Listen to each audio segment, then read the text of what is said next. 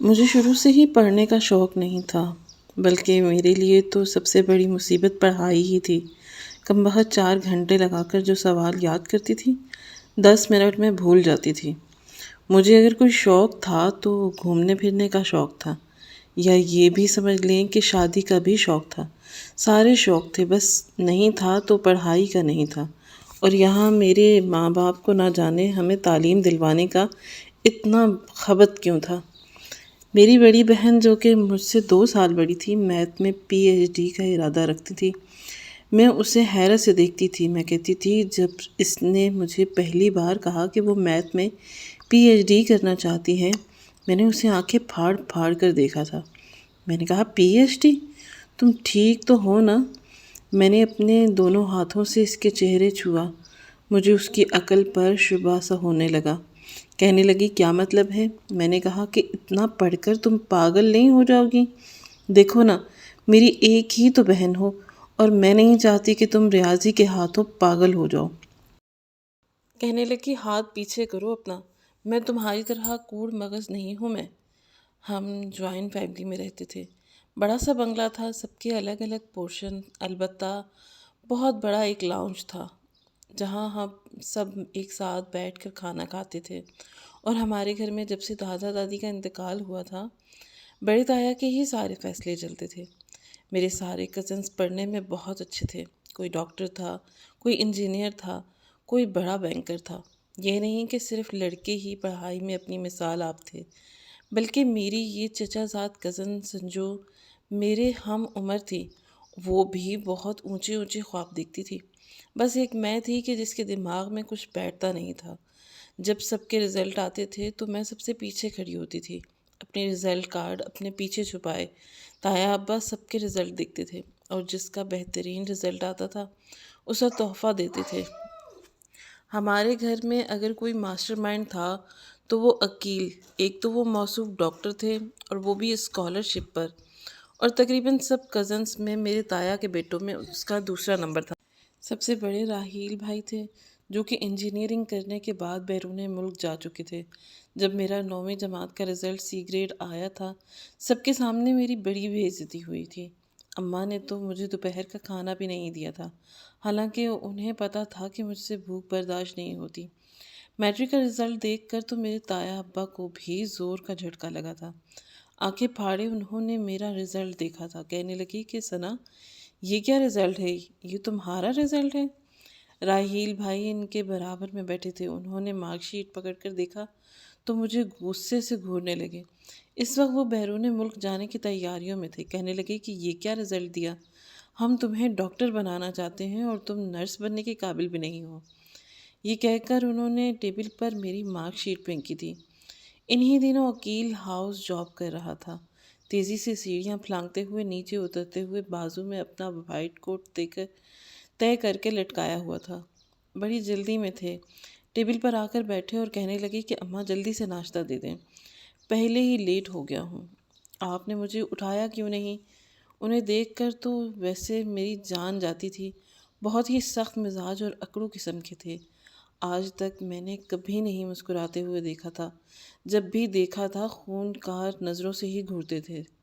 مجھے اتنا ڈر اپنے کسی کزن سے نہیں لگتا تھا جتنا عقیل بھائی سے لگتا تھا۔ ان کے سامنے تو مجھے لگتا تھا کہ میری آواز ہی نہیں نکلے گی۔ ٹیبل پر سامنے ہی میری مارک شیٹ پڑی تھی، جہاں وہ کرسی کھینچ کر بیٹھے تھے۔ میں کھسک کھسک کر ٹیبل کے پاس گئی۔ میں نے سوچا کہ میں جلدی سے مارک شیٹ اٹھا کر اپنے پیچھے چھپا لوں اور وہاں سے رفو چکر ہو جاؤں، کیونکہ اگر ان کے ہاتھ لگ جاتی تو شاید وہ آج میرا قتل ہی کر دیتے۔ لیکن جیسے ہی میں نے اپنا ہاتھ بڑھا کر مارک شیٹ پکڑی، انہوں نے میرا بازو پکڑ لیا۔ کہنے لگے کہ رکھو یہیں۔ باقی کے سارے کزن دبی دبی ہنسی میں ناشتہ کر رہے تھے، لیکن اماں غصے سے منہ بنا کر بیٹھی تھی۔ کہہ رہی تھی کہ اس کو ناشتہ نہیں دوں گی، نہ ہی دوپہر کا کھانا۔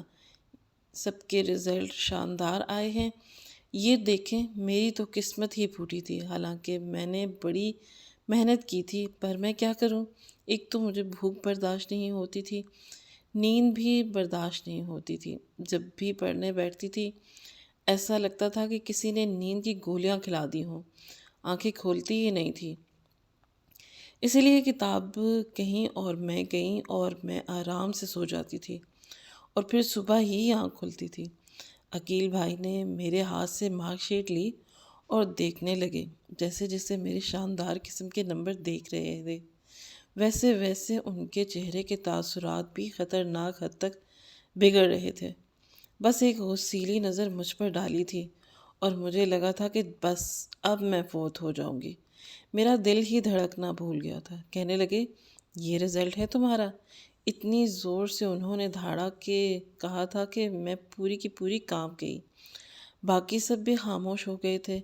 یوں تو سب سے بڑے راحیل بھائی تھے، لیکن پورے گھر پر رعب عقیل بھائی کا تھا۔ اب ہم ان کے سامنے کچھ نہیں کہتے تھے۔ میرے دونوں آنکھوں سے ٹپ ٹپ آنسو بہنے لگے۔ کہنے لگے کہ ثنا خبردار، جو تمہاری آنکھوں سے ایک بھی آنسو نکلا تو میں کیا، میرے تو آنسو بھی ان سے اتنے خوف کھاتے تھے کہ وہیں رک گئے۔ میں اپنا سانس روک کے ان کے سامنے کھڑی تھی۔ کہنے لگے کہ میں شام کو 7 سے 10 بجے تک فری ہوتا ہوں، اپنی کتاب لے کر شرافت سے اسٹڈی روم میں آ جانا، اور تم میٹرک کے ساتھ 9th کلاس کے پیپرز بھی دوبارہ دو گی۔ اتنا گھٹیا رزلٹ ہم برداشت نہیں کریں گے۔ میں سمجھ رہی تھی کہ اب میری خیر نہیں۔ صبح کا ناشتہ تو میں بھول ہی گئی تھی، خوف کے مارے ہی بھوک مر گئی تھی۔ البتہ دوپہر کو بہت بھوک لگ رہی تھی، پیٹ میں چوہے ناچ رہے تھے، لیکن اماں نے صاف کہہ دیا تھا کہ کھانا نہیں ملے گا۔ دوپہر کا کھانا جیسے ہی سب لوگوں نے کھایا، میری ماں نے ایک بڑا سا تالا کچن پر لگا دیا۔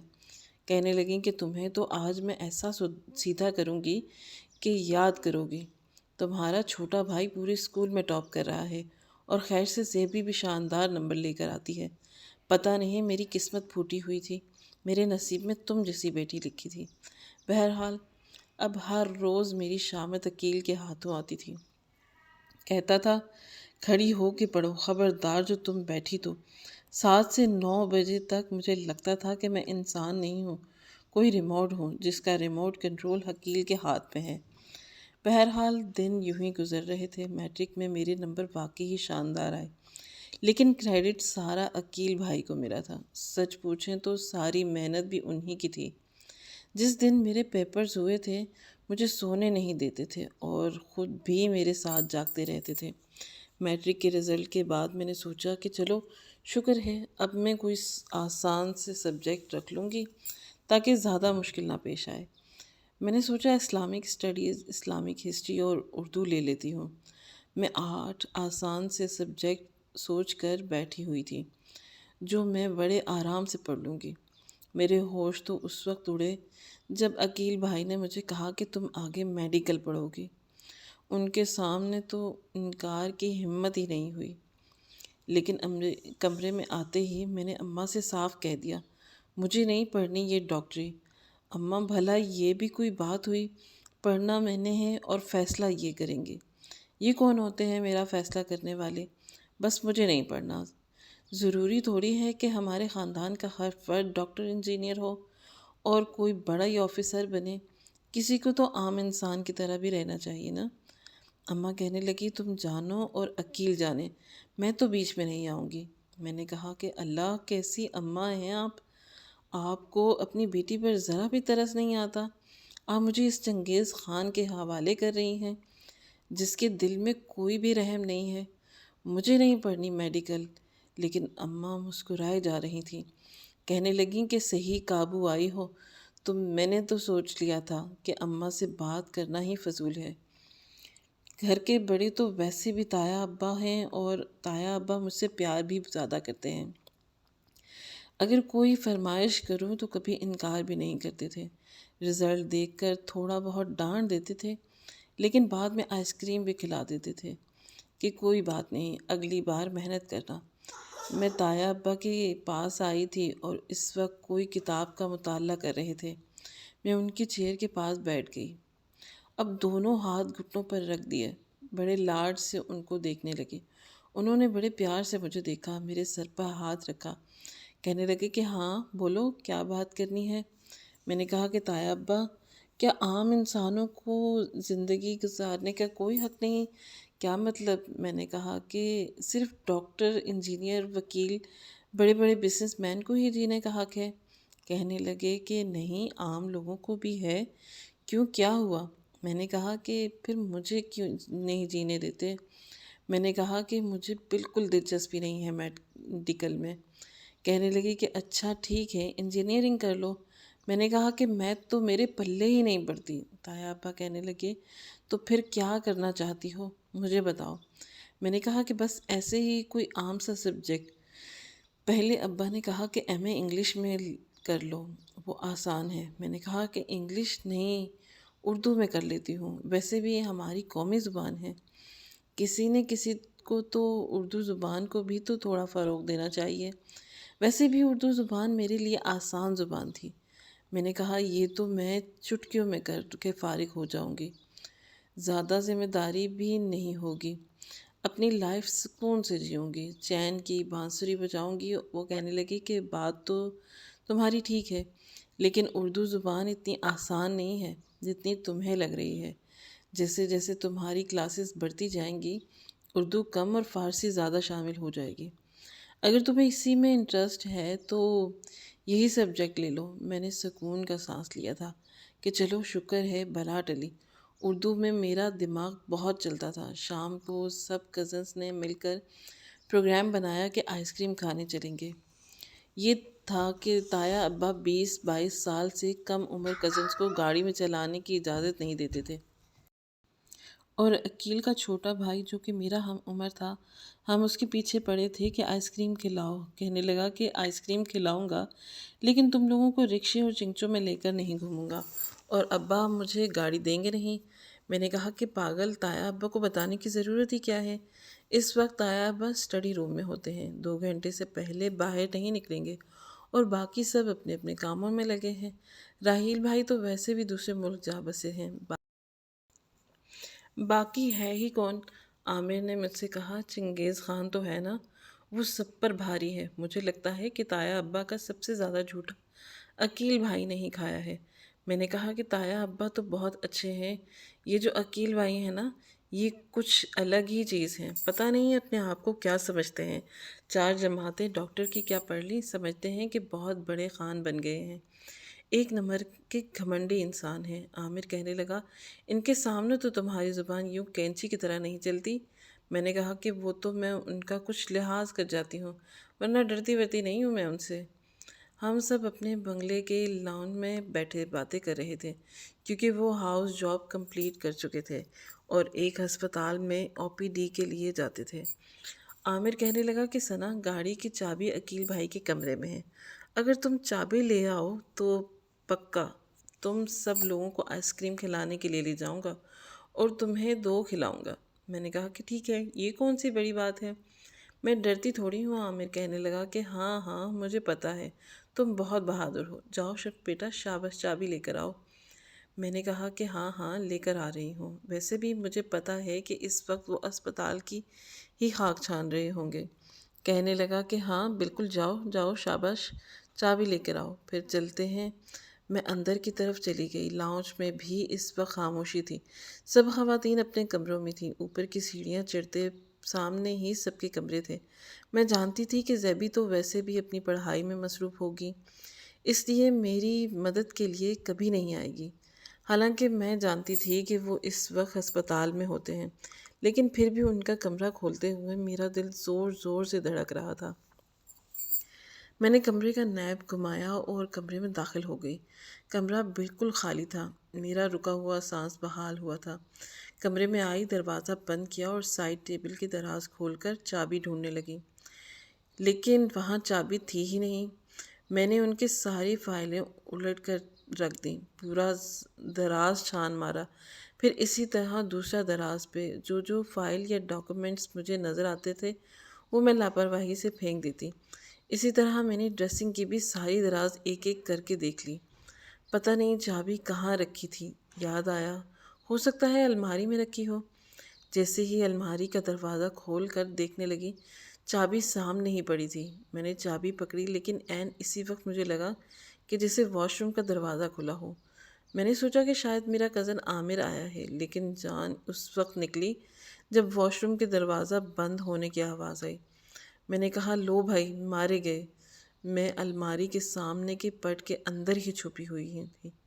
وہیں یہ کھڑی ہوئی ہو گئی، اپنی سانس روک لی۔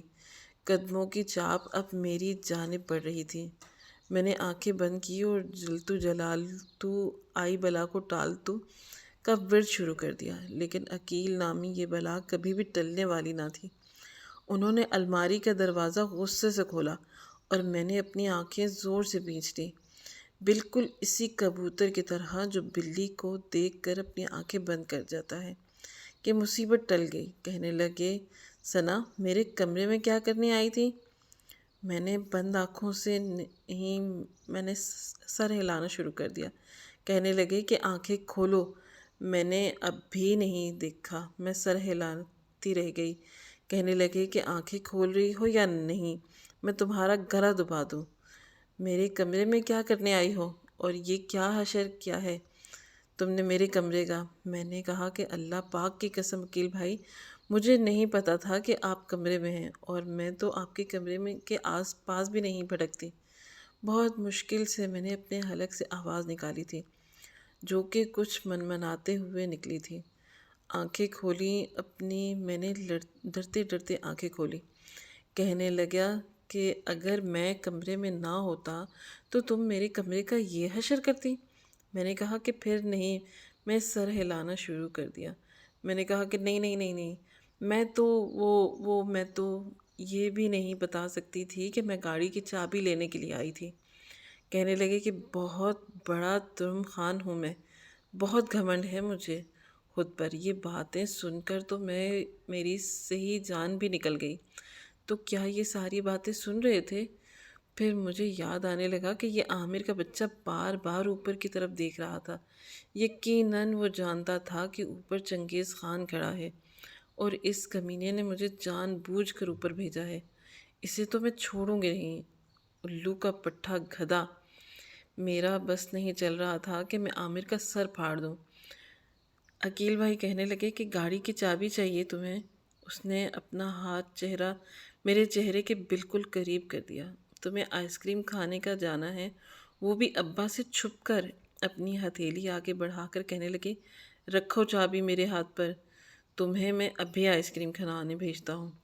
میں نے چابی ان کی ہتھیلی پر رکھ دی اور میں تیزی سے باہر جانے لگی۔ وہ کہنے لگے کہ رکو یہیں پر۔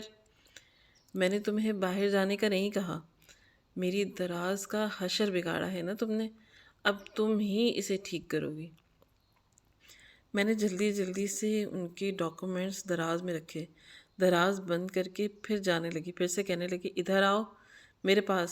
میں ان کے پاس جا کر کھڑی ہو گئی۔ کہنے لگے، ابا سے کیا کہا ہے کہ اردو میں ایم اے کرنا ہے؟ تم نے اس بات پر فوٹو؟ کہنے لگے کہ شرافت کے ساتھ کل میرے ساتھ تم میڈیکل کالج ہو کے فارم لے کر آؤ گی۔ میں نے کہا کہ عقیل بھائی، میری تو تایا ابا سے بات ہو گئی ہے، مجھے نہیں پڑھنی میڈیکل۔ کہنے لگے کہ میں کچھ نہیں سنتا چاہتا، چلو جاؤ یہاں سے باہر، کل صبح تو 9 بجے تیار رہنا۔ پتہ نہیں میں اس شخص کے سامنے کیوں بول نہیں سکتی، کیوں اسے یہ نہیں کہہ سکتی تھی کہ تم کون ہوتے ہو میری زندگی کے فیصلے کرنے والے؟ کس نے تمہیں یہ سب اختیار دیا ہے؟ جب میں نیچے لاؤنج میں آئی تو عامر مجھے دیکھ کر پاگلوں کی طرح ہنسے جا رہا تھا۔ میں نے اپنے پاؤں سے چپل اتاری اور ہوا میں اڑائی تھی، جو سیدھی عامر کے پاس ہی گئی تھی۔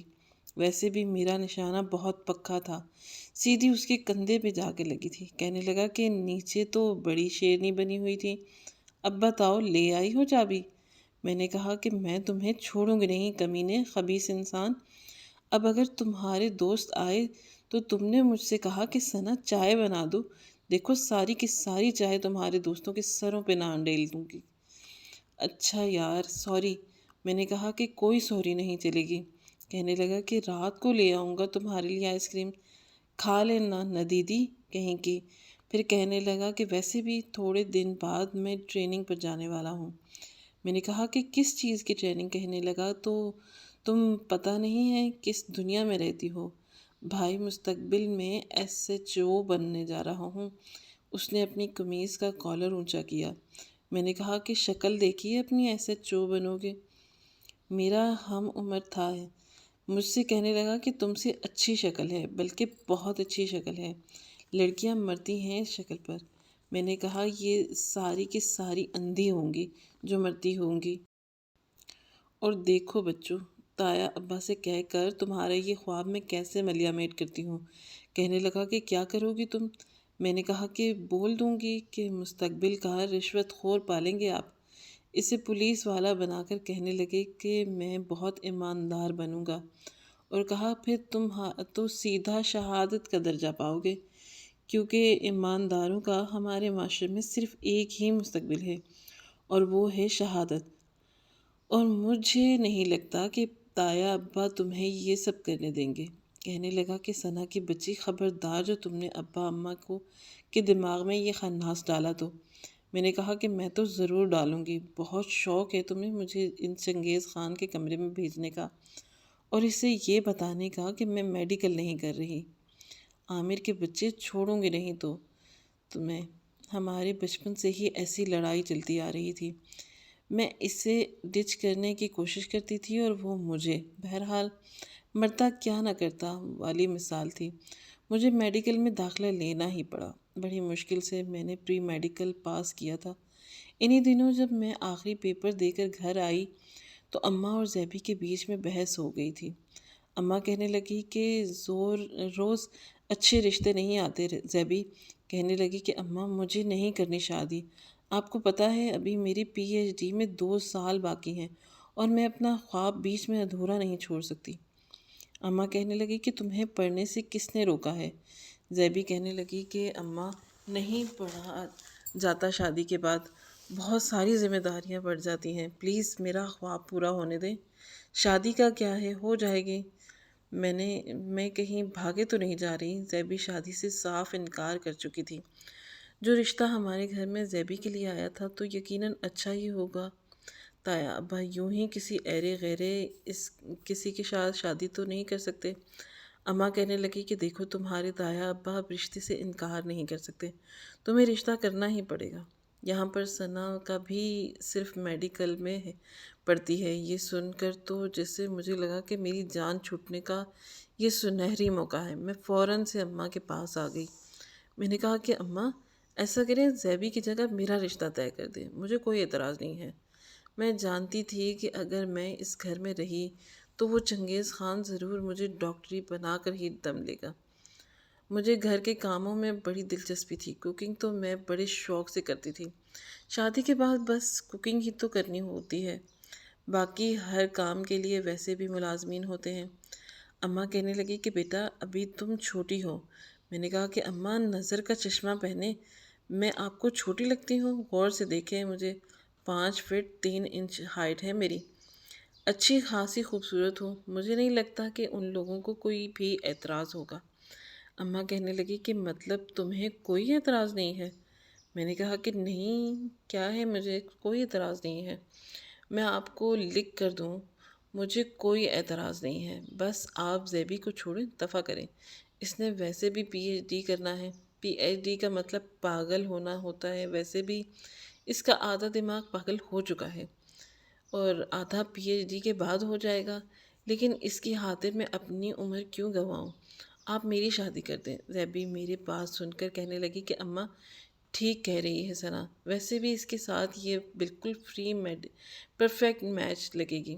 اماں کہنے لگی کہ چلو ٹھیک ہے، چند دن بعد منگنی کے بجائے نکاح کی رسم، اور پھر دیکھو 6 یا 8 ماہ میں رخصتی ہو جائے گی۔ میں نے بھی سکھ کا سانس لیا تھا کہ جان چھوٹے گی اس عذاب سے،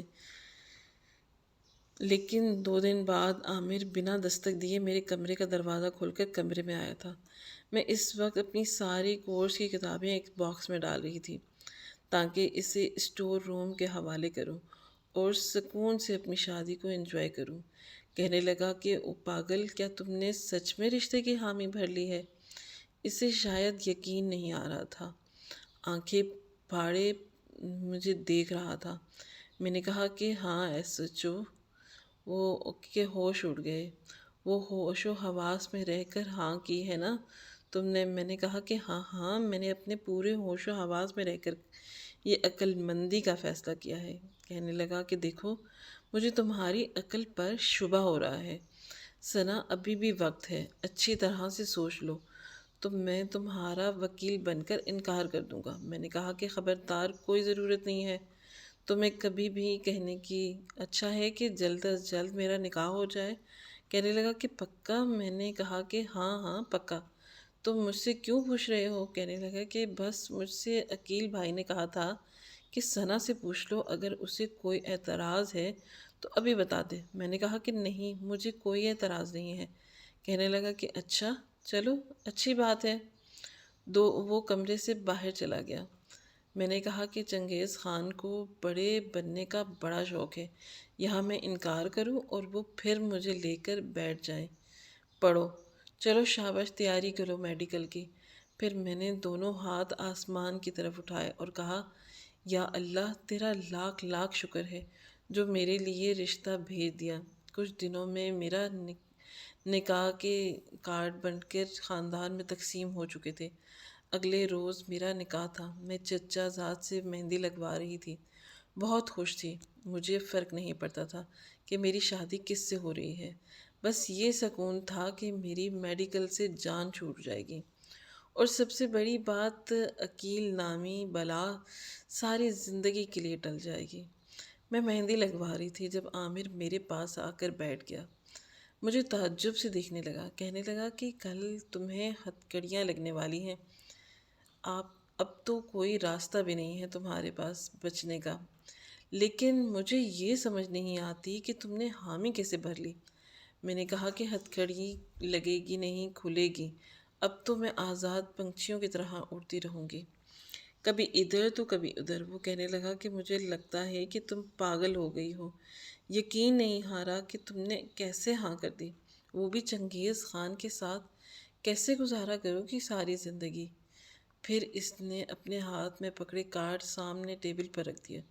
میں صبح سے تھک گیا ہوں کارڈ بانٹ بانٹ کر۔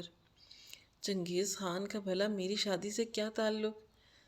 میں نے کہا کہ جا کر ٹھنڈا پانی پیو، بلکہ ایسا کرو کہ ٹھنڈا پانی اپنے سر پر ڈالو تاکہ تمہارے ہوش ٹھکانے آ جائیں، جو منہ میں آتا ہے بکتے چلے جاتے ہو۔ بھلا میرا نکاح کا تعلق چنگیز خان سے کیسے ہو سکتا ہے؟ اسی سے جان چھڑانے کے لیے تو میں نے رشتے کے لیے ہاں بھری تھی۔ تو عامر سے کہنے لگا کہ یہ کہنے کے بعد میں اپنی کزن سے کہا، دیکھو یہ کڑھائی کے بیچ میں ڈیزائن بنانا، ایک ہارٹ بنا دینا اور اس کے اندر لکھ دینا۔ کیا لکھنا؟ ارے ہاں، مجھے تو اپنے ہونے والے شوہر کا نام بھی نہیں پتا۔ عامر تم بتاؤ کیا نام ہے اس کا، تاکہ میں اپنی کڑھائی پر اس کا نام لکھواؤں۔ آج کل یہی ٹرینڈ چل رہا ہے۔ مسکراتے ہوئے کہا۔ مجھے اب بھی عامر پوری آنکھیں کھولے دیکھ رہا تھا اور بڑی حیرت سے دیکھ رہا تھا۔ کہنے لگا کہ تمہیں نہیں پتا؟ میں نے کہا کہ نہیں۔ عامر نے میری چچا زاد کزن سے کہا کہ ایسا کرو چنگیز خان لکھ دو۔ میں نے پھر سے اسے کھا جانے والی نظروں سے دیکھا۔ میں نے کہا کہ دیکھو یہاں کوئی مذاق نہیں ہو رہا، میں ان کا نام کیوں اپنے ہاتھ پر لکھوانے لگی؟ کیونکہ تمہارا نکاح اسی چنگیز خان کے ساتھ ہو رہا ہے مائی ڈیئر کزن۔ مجھے عامر پر غصہ آنے لگا۔ میں نے کہا کہ دیکھو عامر، اس وقت میں مذاق کے موڈ میں بالکل بھی نہیں ہوں، یہ نہ ہو کہ میں یہ مہندی والے سارے ہاتھ تمہارے منہ پر لگا دوں۔ بکواس نہیں کرو میرے ساتھ۔ اچھا میں بکواس کر رہا ہوں؟ اس نے ٹیبل پر رکھے کارڈ کو کھولا اور میری آنکھوں کے سامنے لہرا دیا۔ کہنے لگا پڑھو نام، کیا لکھا ہے؟ اپنے نام کے ساتھ اس شخص کا نام لکھا ہوا تھا۔ اسے پڑھ کر میں چکر کھانے لگی۔ پورا لاؤنج بالکل گھومنے لگا تھا۔ میں نے اپنی گیلی مہندی کا بھی خیال نہیں کیا اور عامر سے کارڈ پکڑا اور پڑھنے لگی۔ سوچ بھی نہیں سکتی تھی کہ زیبی کے لیے آنے والا رشتہ عقیل کا تھا۔ میں نے بھی بے یقینی سے عامر کی طرف دیکھا جو ہنس رہا تھا، اور مجھے ایسا لگا جیسے کہ میں کسی کھائی میں گر گئی۔ اگلے روز نکاح تھا۔ میں تو سمجھ نہیں پا رہی تھی کہ کروں تو کروں کیا، انکار کروں تو کیسے کروں۔ اب سب کچھ ہو چکا تھا، کارڈ تک بٹ چکے تھے۔ اس بار بھی مجھے میرے عقیل نے مات دے دی تھی۔ میں واقعی ہی کوڑ مغز تھی۔ اماں سے یہ تو پوچھا ہی نہیں کہ رشتہ کس کا ہے، بس جھٹ سے ہاں کر دی۔ میری کزن کہنے لگی کہ نام کس کا لکھنا ہے۔ اس نے میرے ہاتھ سے کارڈ پکڑ کر سائڈ پہ رکھا اور میری باقی کی مہندی لگاتے ہوئے پوچھنے لگی۔ میری آنکھوں سے تو آنسو بہہ رہے تھے۔ وہ عامر کا بچہ ہنسے جا رہا تھا، کہنے لگا کہ چنگیز خان لکھ دو، یہی نام کنفرم ہو چکا ہے۔ مجھے اپنا دل بیٹھتا ہوا محسوس ہو رہا تھا۔ اتنی بڑی غلطی میں کیسے کر بیٹھی تھی؟ عقیل کے ساتھ مجبوری میں گزرنے والا وقت میں کس طرح گھڑی گھڑی دیکھ کر پورا کرتی تھی۔ میں جانتی تھی میں ساری زندگی اس کے ساتھ نہیں گزار سکتی تھی۔ رات کو میں اپنے کمرے میں بیٹھ کر پھوٹ پھوٹ کر اپنی قسمت پر رو رہی تھی۔ میں کبھی بھی اس شخص کے ساتھ زندگی نہیں گزار سکتی تھی، کبھی بھی نہیں۔ لیکن میں نہیں جانتی تھی کہ اگلے روز ہی میرے ساتھ نکاح کے نام پر یہ سب بھی ہو سکتا ہے۔